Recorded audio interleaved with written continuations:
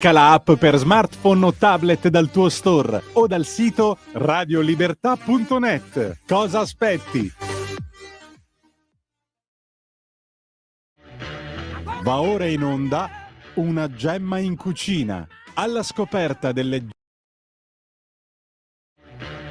Va ora in onda Una gemma in cucina, alla scoperta delle... Innanzitutto va ora in onda... Buongiorno, buongiorno e bentrovati, bentrovato Federico e bentrovati i radioascoltatori e i telespettatori che ci guardano dal canale 252 del Digitale Terrestre. Siamo di nuovo qui e siamo ancora qui come canta Vasco Rossi con una puntata di Una gemma in cucina.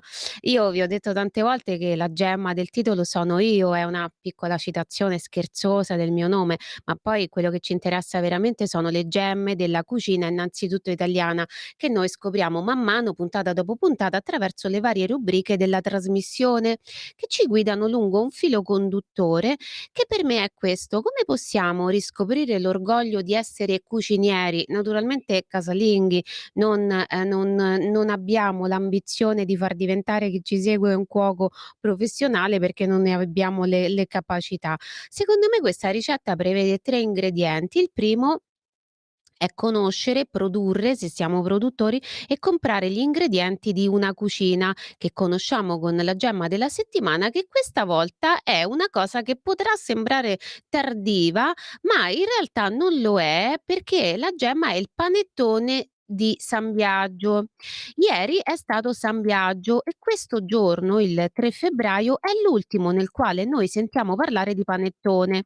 Poi si archivia e se ne ricomincia a parlare verso il dicembre, successivo. Questo è il weekend appunto di San Biagio, quindi è stato ieri, ma la puntata va in onda oggi, quindi io ne parlo oggi. E che cos'è che succede? Che cos'è il panettone di San Biagio? Praticamente il panettone di San Biagio è l'ultimo panettone, ma è anche il panettone avanzato, oppure il panettone messo da parte.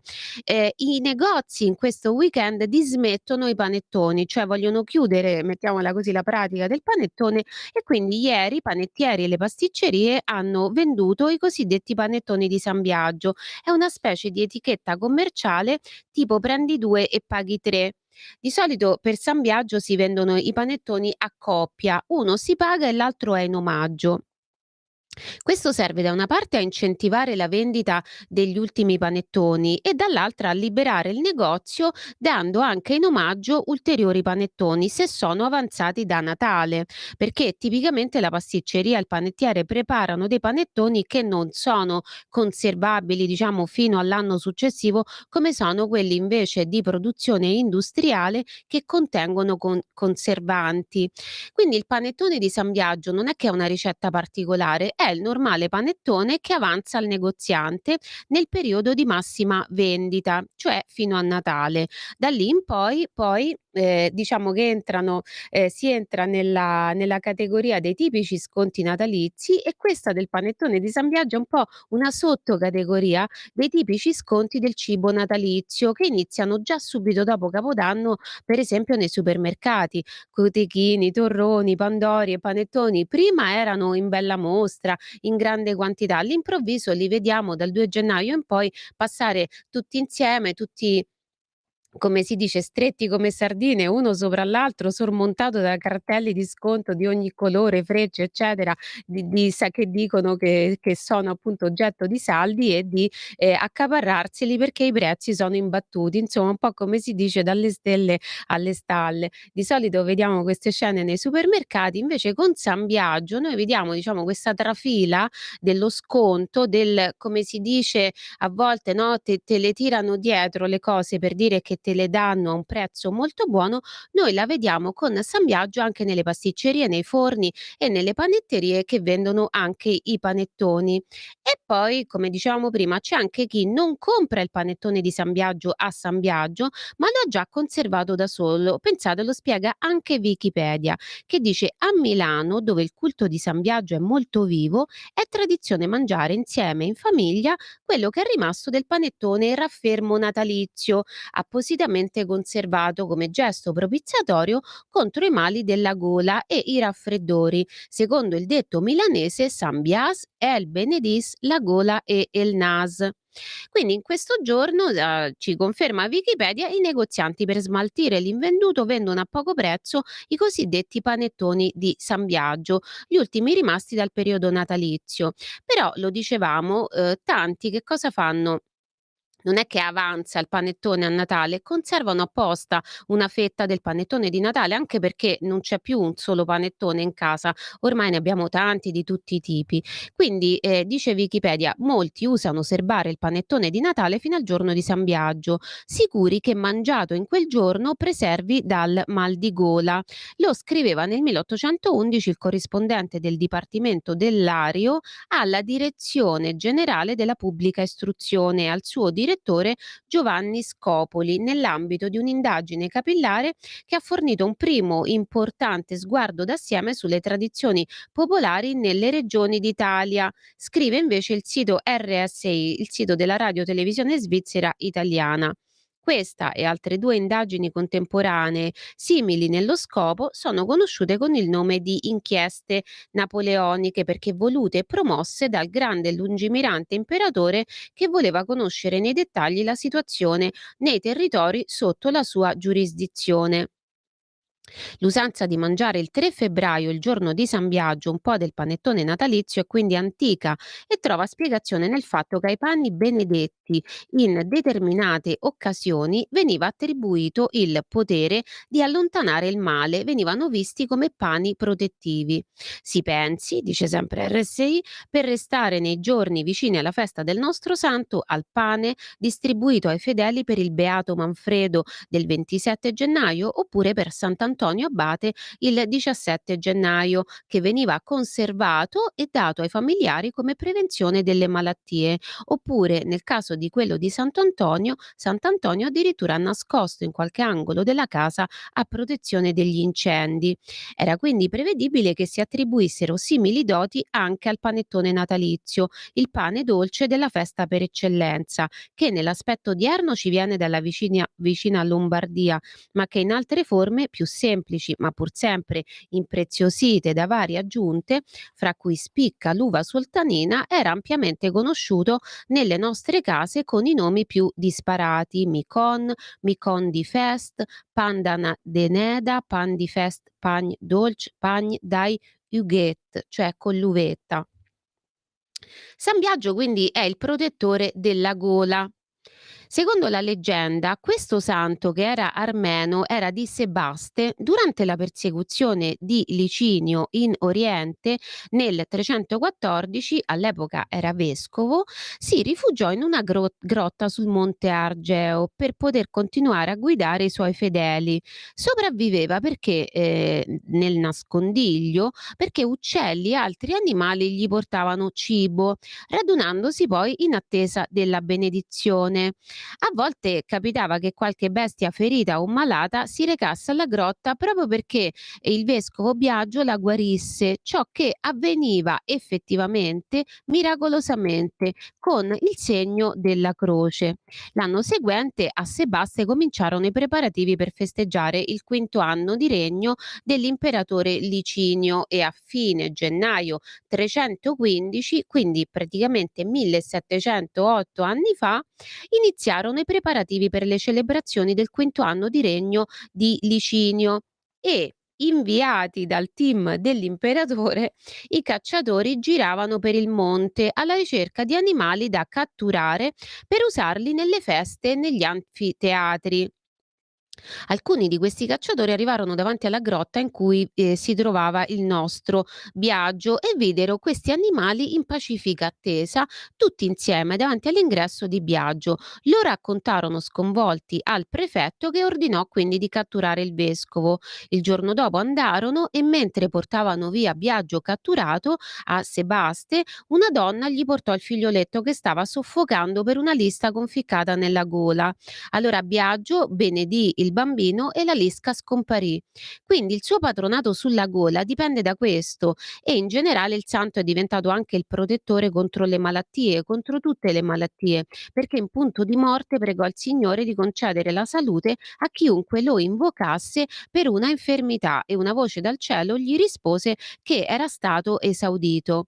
Nel giorno di San Biagio, in alcune località, il sacerdote tocca la gola dei fedeli con l'imposizione di due candele incrociate, quindi fa la croce con le candele che sono state benedette il giorno prima, che è la festa della Candelora. Ne avevamo parlato qualche settimana fa, vi ricordate? A Monte San Biagio, in provincia di Latina, la sera del 2 febbraio, davanti all'altare maggiore della chiesa parrocchiale di San Giovanni Battista, non si benedicono le candele, ma l'olio di oliva, con cui si ungono sempre le gole nel giorno della festa. E con l'olio di oliva si benedicono anche le dita, un pane tipico fatto a forma di dita che si chiama pane di San Biagio. Quindi il passaggio è questo: San Biagio, protettore della gola, olio o candela o in generale segno della croce, che, sono appunto gli strumenti, di questa protezione, che passano diciamo il loro potere al panettone. C'è anche un motivo diciamo molto, molto pratico, cioè che un panettone preparato artigianalmente, quindi con il lievito naturale, ma questo ma regge anche con il lievito di birra, e senza conservanti, diciamo che rimane mangiabile circa 40 giorni. Quindi il motivo dello smaltimento, diciamo, che avviene in questo primo fine settimana di febbraio è da una parte religioso ed è molto interessante conoscere tutto questo perché fa parte della nostra cultura anche se non crediamo e dall'altra parte è spicciolo, quindi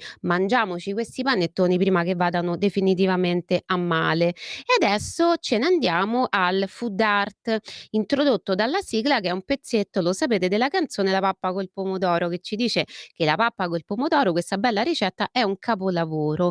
Il cibo può essere un capolavoro in tanti sensi e in questa settimana io ho scelto un film, molto pop, molto simpatico, un film di Fausto Brizzi, Indovina chi viene a Natale. Vi ricordo, se ci state guardando su Facebook o YouTube in diretta, che su queste piattaforme non si può, vedere il film o la canzone, non le trasmettono, quindi potete vederle e ascoltarle o dalla trasmissione in diretta sul sito www.radioliberta.net, dalla app, RL Radio Libertà, sul canale del digitale terrestre 252 e sul DAB. Quindi spostatevi là per gustarvi questa scena di Indovina chi viene a Natale.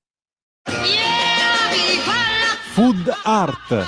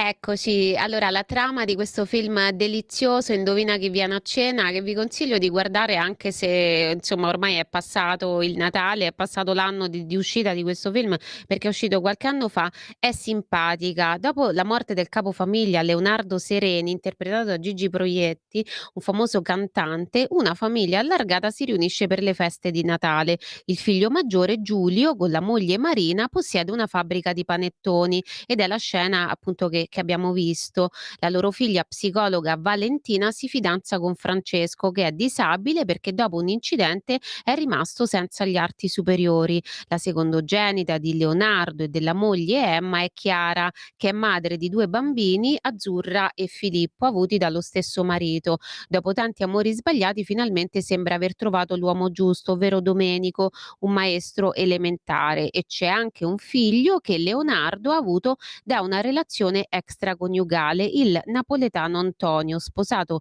con Elisa che ha 3 bambini. All'inizio Giulio e Marina non accettano che la figlia stia con un disabile, ma poi Francesco darà prova di meritarsi la loro fiducia e soprattutto di sapersela cavare benissimo anche con l'handicap, quindi di essere perfettamente performante come se non avesse l'handicap. I figli di Chiara invece non vogliono che la loro madre si stia con quest'uomo che invece è un uomo per bene perché sono gelosi. Insomma, da qui nasce tutta la trama del film, vari dispetti dai bambini al fidanzato della madre e diciamo anche al disabile. Sono vari dispetti che poi fanno, diciamo, la trama del film che è molto simpatico. Ma la scena che ci interessa è quella del panettone, perché Diego Abatantuono interpreta Giulio, il proprietario della fabbrica di panettoni, che è la vera fabbrica di panettoni Gallup. Di solito i film mettono così dei nomi di fantasia, invece in questo caso fu proprio un'operazione di product placement, cioè pubblicitaria chiaramente, diciamo dichiarata. Con la vera fabbrica di panettoni Gallup. È una fabbrica, pensate, fondata nel 1922 a Pinerolo, che ha 101 anni. Allora io sono andata a vedere il sito che dice: "Dal 1922 il Gallup si fa qui, nello stesso territorio che l'ha visto nascere, nel tempo l'azienda è cresciuta, ha acquisito dimensione commerciale nazionale e internazionale", che poi è quello che è successo al panettone. Gallup è diventata un'eccellenza italiana riconosciuta, ma le strade importanti della Gallup restano ancora oggi quelle di Pinerolo, via del Duomo e via del Pino, dove Pietro Ferrua e sua moglie Regina rilevarono un vecchio forno in mattoni rossi per trasformarlo giorno dopo giorno nella pasticceria più amata in paese. Le strade del centro storico e via Fenestrelle, dove nel 1948 iniziò la storia industriale dell'azienda e dove ancora oggi viene prodotto il Gallup. Prima di Gallup, dicono, il panettone era solo quello milanese. Il panettone basso con la glassa di nocciole è un'intuizione di Pietro Ferrua, langarolo di nascita, pinerolese d'adozione, detto Monsù Ferrua, sua l'idea, sua la ricetta, un'innovazione brillante e gustosa che reinterpreta un'antica tradizione lombarda per dare vita a un nuovo classico dell'alta pasticceria piemontese. Nel tempo la ricetta si è affinata, ma la personalità del dolce è sempre quella, la stessa che gli diede Pietro Ferrua nel 1922 e che in pochi anni lo fece diventare fornitore della Real Casa. Ovviamente quando un marchio parla di sé lo fa sempre con orgoglio, ci mancherebbe altro, però l'orgoglio per questo marchio appartiene anche a noi mangiatori di panettoni, a San Biagio e anche prima, e non solo per questo marchio. C'è Gallup a Torino, c'è Motta a Milano e poi c'è il panettone siciliano di Fiasconaro, c'è quello di Frosinone, pensate, Dolce Mascolo. Abbiamo visto qui il panettone cilentano di Francesco Antonio Cavalieri, vi ricordate? Insomma, il panettone secondo me è una questione italiana, prima ancora che della singola azienda o pasticceria sconosciuta che lo producono. Come nella scena del film che abbiamo visto, Giulio e Marina dicono ai dipendenti che il successo di vendita è anche dei lavoratori dell'azienda e perciò mettono loro nel panettone un regalino, cioè l'assegno di 1.000 euro.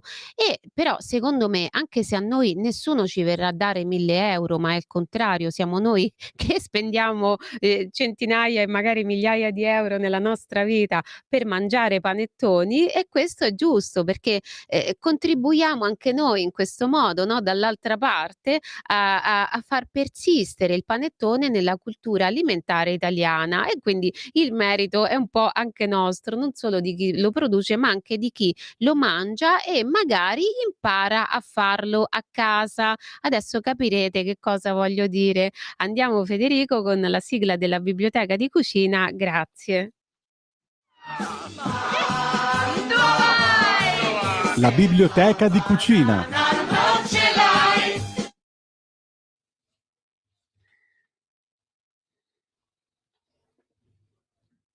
Ecco, la sigla di questa rubrica ormai lo sapete, è la canzone di Alberto Sordi e Monica Vitti, Mandò Hawaii, che è un modo simpatico per ricordarci che se non abbiamo una guida non possiamo andare molto lontano. Per me la guida sono i libri di cucina perché secondo me cucinare non deve voler dire improvvisare o non capire che cosa si fa. La seconda regola per riscoprire l'orgoglio di essere cucinieri infatti è conoscere le ricette della cucina italiana soprattutto e la storia anche della cucina. In questo ci aiuta la biblioteca di cucina. Questa settimana io vi consiglio questo tomo, questo libro che pesa però quasi come una bella pagnotta e che si intitola Il pane in casa, basi, preparazioni e ricette. È un libro di Davide Longoni, edizioni Il Cucchiaio d'Argento. Allora, Davide Longoni qui a Milano, ma in generale in Lombardia e comunque in tutta Italia, è un punto di riferimento importante, importantissimo. È stato definito un retro innovatore, è uno dei panificatori guida della nuova era della panificazione che ha riportato l'attenzione sui grani locali, magari biologici, antichi, sulla lenta lievitazione e su tutta una serie di pratiche virtuose applicate al pane. Davide Longoni è anche il protagonista di una serie di lezioni video su accademia.tv. Sono delle lezioni a pagamento su un canale tipo Netflix nelle quali Davide insegna a fare il pane. Io sono abbonata e le guardo queste lezioni e sto imparando tanto. In una lezione lui insegna a fare il pan tramvai, che è un delizioso e tipico panetto dolce che gli operai che andavano da Monza a Milano mangiavano sul tram perché lo compravano prima di salire per arrivare poi a destinazione laddove dovevano lavorare con una insomma un po' più in forze. In questa bella lezione, sui pani regionali che comprende appunto anche il pan tramvai, Longoni definisce il pan tramvai, questo mi ha colpito, antenato del panettone. Perché di solito si fa il collegamento pagnotta di pane, panettone, no, e invece è un bel collegamento questo qui, perché il panettone è un pane dolce, alto, largo, arricchito, ma pur sempre un pane. E così il pan tramvai, che è proprio un pane, però in più ha tantissima uvetta, le ughette che dici di cui parlavamo prima. Per capire come funziona un panettone in fase di impasto, lievitazione e anche di cottura, beh, bisogna prima capire come funziona il pane. È difficilissimo, è complicato. Io sono mesi e mesi e mesi che studio, ma ancora da anni in realtà. E questo libro secondo me ci può aiutare più di altri a capire perché a mio avviso Davide Longoni ha una naturale e molto gradevole per me, molto apprezzabile predisposizione pedagogica che si vede nei video, ma si legge anche in questo libro.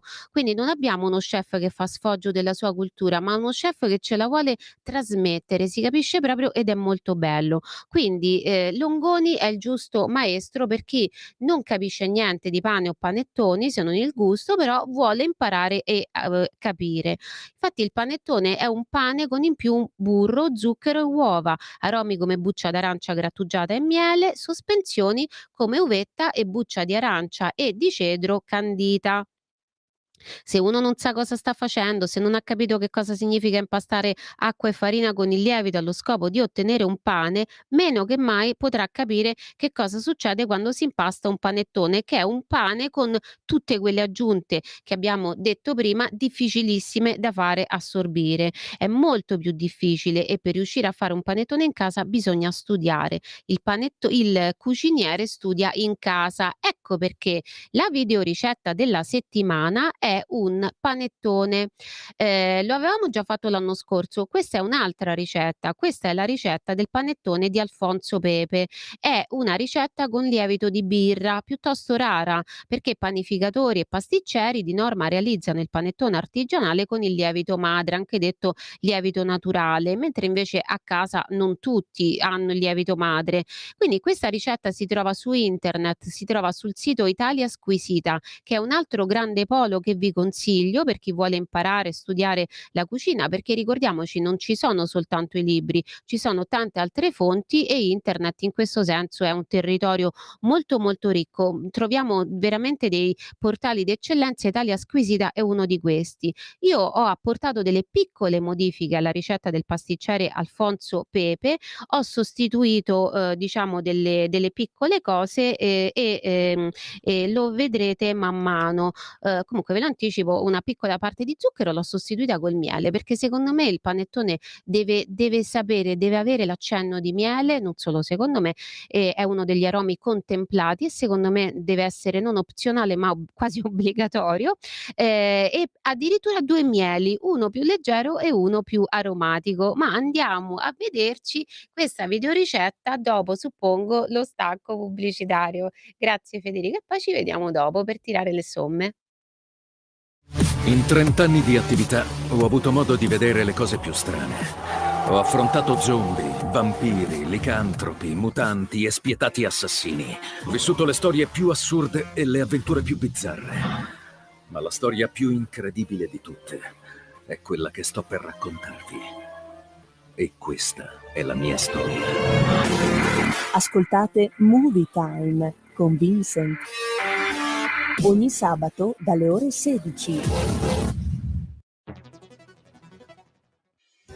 Quotidiano di Sicilia, il quotidiano d'Italia, l'informazione che ribalta i luoghi comuni, una vera visione dei fatti, l'Italia vista da sud.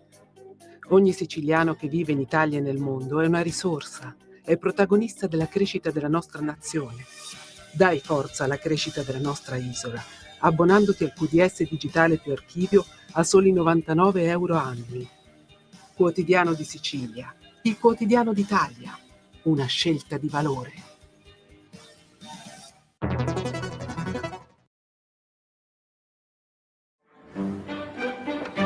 La videoricetta.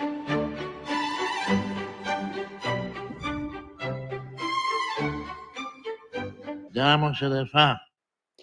Per preparare il panettone di Alfonso Pepe con lievito di birra con qualche mia piccola variazione, abbiamo bisogno di 204 grammi di burro, 188 grammi di farina 00 W 360-380, 167 grammi di farina 00 W 320-340, 130 grammi di acqua, preferibilmente minerale, naturalmente naturale, 105 grammi di zucchero, preferibilmente fine. Io ho fatto questa variazione, ho tolto 20 grammi di zucchero, quindi ne ho usati 85 e ho sostituito quei 20 con 16 grammi di miele, perché 10 grammi di zucchero si sostituiscono con 8 di miele, 16 grammi di miele che poi ho suddiviso 8 di miele leggero e 8 di miele con una personalità più importante, per esempio miele di castagno oppure melata di bosco. Poi 100 grammi di arancia candita a cubetti e 33 grammi di cedro candito. Anche qui ho fatto una piccola variazione. Ho usato 133 grammi di arancia candita a cubetti che ho candito io e dopo vi spiego anche come fare. Poi 83 grammi di uvetta, poi 50 grammi di zucchero a velo, deve essere rigorosamente a velo, poi 25 grammi di tuorlo d'uovo fresco, poi 14 grammi di lievito di birra non disidratato, deve essere lievito di birra fresco, poi 5 grammi di sale e poi la buccia, di una arancia grattugiata nella ricetta di Alfonso Pepe è mezza, ma io ho preferito una e poi mezza bacca di vaniglia. Nella ricetta originale è mezza bacca e, io ho lasciato questo dosaggio. Abbiamo detto che possiamo fare noi l'arancia, candita, la buccia di arancia candita. Come facciamo? Così. Preparare le scorze di arancia candite è molto facile ed è anche divertente e, soprattutto ci permette di conservarle, per 2, anche 3 settimane e quindi possiamo usarle anche per sgranocchiarle così oppure possiamo ricoprirle di cioccolato fondente e avere uno snack, ancora più ricco. Per procedere comunque a preparare la scorza di arancia candita che ci serve per questa ricetta io ho usato 3 arance e poi, mi sono avanzate un pochino di bucce candite e ci ho fatto appunto quello che dicevamo prima, cioè le ho tenute da parte per, sgranocchiarle appunto ogni tanto. Allora, abbiamo detto che ci servono 3 arance, le prendiamo, le laviamo bene, naturalmente devono essere arance biologiche, cioè la buccia deve essere edibile, deve essere non trattata. Togliamo la parte superiore e la parte inferiore, proprio un pezzetto diciamo di queste 2 calotte, poi, con il coltello incidiamo come degli spicchi sulla buccia e tiriamo via, questi rettangoli di buccia piano piano. Mettiamo via, le arance e ci teniamo tutte le striscette di bucce.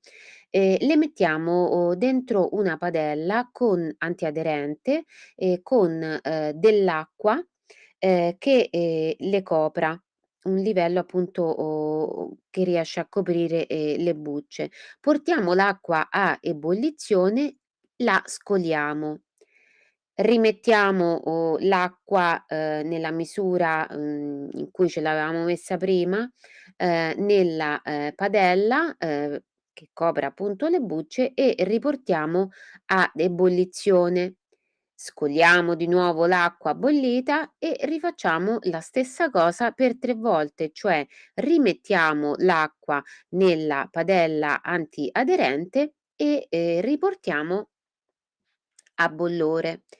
Dopodiché scoliamo di nuovo l'acqua, scoliamo per bene le nostre bucce, poi pesiamo le nostre bucce, mettiamo, nella padella antiaderente lo stesso peso in zucchero, non è importante che sia zucchero fine, va benissimo lo zucchero normale, poi aggiungiamo 20 grammi di acqua per ogni 100 grammi di zucchero. Se quindi abbiamo per esempio 200 grammi di zucchero, ovvero 200 grammi di bucce, allora metteremo 40 grammi d'acqua e, mettiamo sul fuoco, su fuoco molto basso, facciamo, sciogliere questo zucchero con l'acqua, deve diventare uno sciroppo e sempre a fuoco basso lo facciamo andare finché, appunto le bucce, avranno assorbito, quasi tutto questo sciroppo di zucchero. Dico quasi tutto perché è praticamente impossibile che lo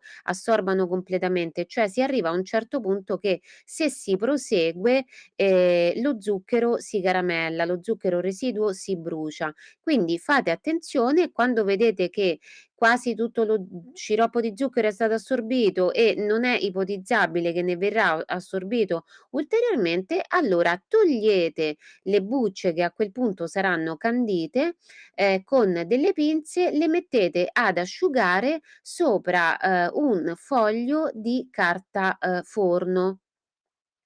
Distanziate l'una dall'altra, le coprite e lasciate che si asciughino. Nel frattempo, sempre, per, portare avanti la nostra ricetta, mettete anche, l'uvetta, a mollo in un po' d'acqua e tenetela da parte. Andiamo adesso a preparare il nostro panettone. con lievito di birra. Vi ricordo che di solito pasticceri e panettieri usano il lievito madre. Questa è una ricetta appositamente studiata per provare a preparare un panettone in casa. Allora, per il primo impasto mettiamo 14 grammi di lievito di birra sbriciolato in una boule. Aggiungiamo 33 grammi di acqua, poi 42 grammi di farina 00 V 360 380 e 11 grammi di zucchero. Mescoliamo, dobbiamo ottenere una pastella, che fila. Non potremo ottenere, una palla di impasto, deve rimanere, liquida. Dopo aver ottenuto questa specie di pastella abbastanza, densa, copriamo, la boule e mettiamo a lievitare a una temperatura di 24-25 gradi, all'incirca deve raddoppiare. Se voi l'andate a prendere appunto dopo un pochino, anche dopo all'incirca 1 ora, vedrete appunto che, è, letteralmente lievitata. Quando avremo il primo impasto lievitato, dobbiamo appunto mescolarlo con il secondo impasto. Quindi metteremo insieme al precedente impasto, 63 grammi di farina 00 V 360 380, 30 grammi di acqua, 20 grammi di zucchero e 17 grammi di burro. Allora, prima mescoleremo farina, acqua e zucchero e poi aggiungeremo soltanto alla fine il burro. Il burro va inserito ad una temperatura di circa, 22 gradi, cioè deve essere il cosiddetto burro a pomata. Ehm, Dopo aver fatto questo impasto, e averlo fatto diventare liscio, lo mettiamo a lievitare per circa 50 minuti finché si sarà raddoppiato, sempre ad una temperatura di 24-25 gradi. Quando sarà giunto al raddoppio dobbiamo fare la stessa cosa che abbiamo fatto prima, cioè lo impastiamo. Prendiamo quest'impasto lievitato e lo impastiamo con 83 grammi di farina 00 V 360 380, 34 grammi di acqua, 32 grammi di zucchero. Dopo che abbiamo ottenuto un impasto che fila, che ha fatto evidentemente, ha composto la sua maglia glutinica correttamente, ci inseriamo 20 grammi di burro a pomata. Quindi questi 20 grammi di burro li inseriremo un pochino alla volta, di solito si divide in 2 o 3 parti e inseriamo la parte successiva di burro soltanto quando quella precedente è stata assorbita. Dopo che abbiamo formato questa palla liscia, la copriamo e la mettiamo a lievitare per circa 65 minuti alla temperatura di 24-25 gradi. Ehm, a Quando sarà raddoppiata andiamo al quarto ed ultimo impasto. Per il quarto ed ultimo impasto ci servono 166 grammi di farina 00 V 320 340. Poi, aggiungiamo all'impasto precedente e a questa farina 22 grammi di zucchero e 16 grammi di miele. Io ho messo 8 grammi di miele leggero e 8 grammi di miele un pochino più, importante dal punto di vista del sapore, come il miele di castagno o, la melata di bosco. Poi 25 grammi di tuorlo, che sono all'incirca un tuorlo e mezzo, poi 33 grammi di acqua, poi la buccia grattugiata di un'arancia e poi i semi della mezza bacca di vaniglia. Faccio andare, con, il gancio e con la foglia, posso anche alternare, non devo usare per forza uno dei 2 o uno solo dei 2. Devo ottenere una maglia che fa il velo. Quando l'ho ottenuta aggiungo il sale 5 grammi, faccio andare ancora, la planetaria e poi cominciamo ad aggiungere il burro. Allora, prima devo aggiungere 25 grammi di burro a pomata con il solito metodo che ho usato in precedenza, cioè ne metto un pochino alla volta, magari lo metto appunto sulla leccapentola, la strofino diciamo sulla palla di impasto e poi rimetto tutto ad impastare. Nel frattempo che cosa faccio? Devo unire 50 grammi di zucchero a velo a 141 grammi di burro che non deve essere solo, diciamo a pomata, ma deve essere montato. Quindi montato con le fruste. Prima lo monto con le fruste, poi ci aggiungo lo zucchero a velo e monto ancora. Inserirò anche questo burro un pochino alla volta, in 3, 4, anche 5 volte, e farò andare la planetaria finché è assorbita ogni porzione, poi aggiungerò l'altra e vedrete che alla fine otterrete una impasto con una maglia glutinica veramente perfetta. Vedrete che otterrete un velo davvero molto estensibile. Poi, mescoliamo l'uvetta che avremo scolato e asciugato con i, cubetti, di scorza di arancia che, avremo appunto ritagliato magari con le forbici, con un cucchiaino abbondante di farina e, li, uniamo all'impasto nella planetaria, facendo girare la planetaria 1, massimo 2 minuti. Dopodiché, copriamo, la boule e lasciamo a riposare, l'impasto a una temperatura un po' più alta rispetto alla precedente, circa 28 gradi, per un quarto d'ora. Dopo questo quarto d'ora prendiamo l'impasto. Se dobbiamo procedere a spezzarlo, cioè a dividerlo, lo dividiamo adesso. Io avevo, i, pirottini da mezzo chilo e quindi, li ho diviso questo impasto in 2 parti. Dopo che ho diviso, in 2 parti, devo, arrotolare, cioè devo pirlare. Quindi che cosa faccio? Prendo, ognuno delle 2 parti dell'impasto, lo sollevo, come se lo faccio allungare. Allora, tenendolo per una punta lo faccio allungare verso il basso, poi, lo sollevo sempre prendendolo appunto, dalla tenendolo dalla punta, gli faccio dare una botta, diciamo, con la parte che tocca il piano di lavoro e poi ci piego sopra la parte che sto tenendo, con, la punta delle dita. Poi giro le mani a sinistra, riprendo l'impasto dalla punta, questa volta dalla punta appunto che sta dall'altra parte e rifaccio lo stesso lavoro, lo tiro su, lo faccio stendere e poi lo ripiego su se stesso. Dopo aver fatto 3, 4 di queste pieghe procedo appunto ad arrotolare, a pirlare. Allora, la pirlatura serve per far crescere meglio il panettone durante la cottura e ancor prima durante la lievitazione. Si procede così: si deve mettere la mano sinistra sulla metà proprio di questa palla di impasto, un po' come se fosse la mano che ha dato un colpo di karate su una tavoletta di legno dobbiamo premere spingendo verso l'alto. Questo fa spostare leggermente la palla di impasto. Contemporaneamente con l'altra mano, messa anche questa un po' dritta, un po' a cucchiaio, io devo assecondare il movimento rotatorio della mano sinistra verso l'alto, però deve essere verso il basso.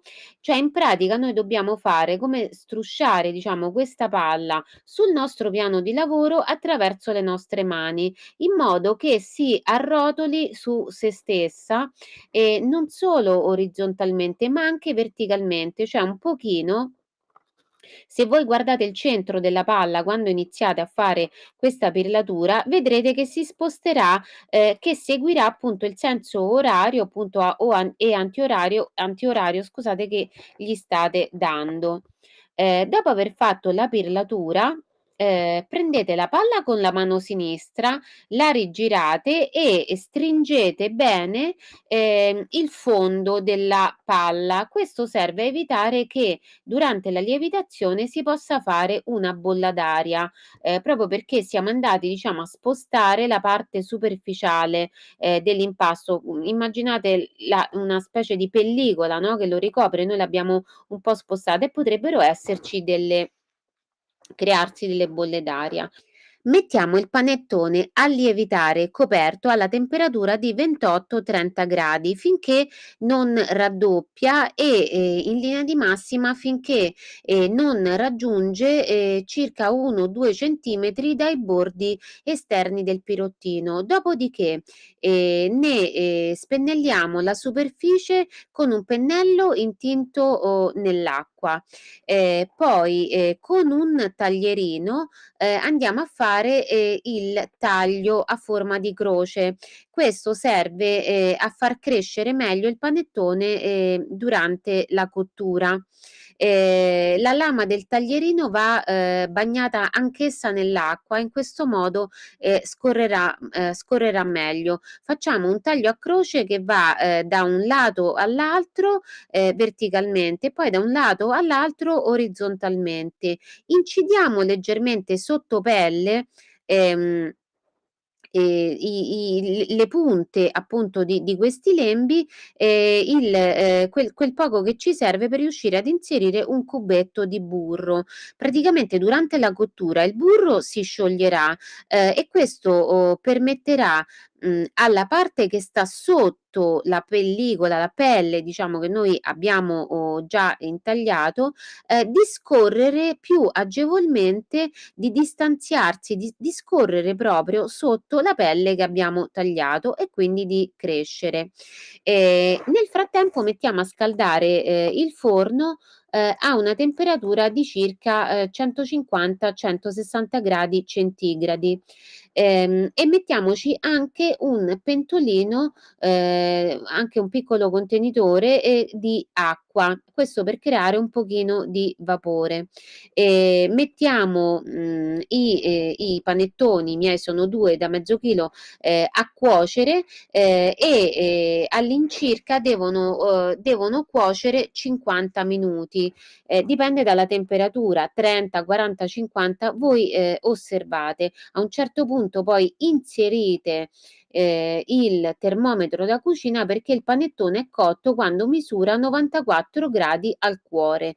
Alcuni, si accontentano già dei 92 gradi al cuore, però, io preferisco un pochino di più e anche molti altri. Quando appunto il panettone è cotto, estraetelo dal forno, fate attenzione, mettetevi dei guanti insomma perché i panettoni saranno roventi, ma soprattutto saranno morbidissimi, quindi dovete fare attenzione.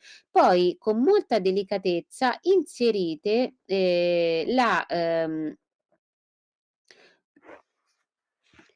il forchettone per panettoni. Fate veramente molta attenzione quando passate da un lato all'altro perché il panettone è morbidissimo a questo punto della sua cottura, proprio perché si deve rassodare ed è a questo scopo che noi inseriamo il forchettone per panettone, perché con una certa velocità noi dobbiamo ribaltare questi panettoni.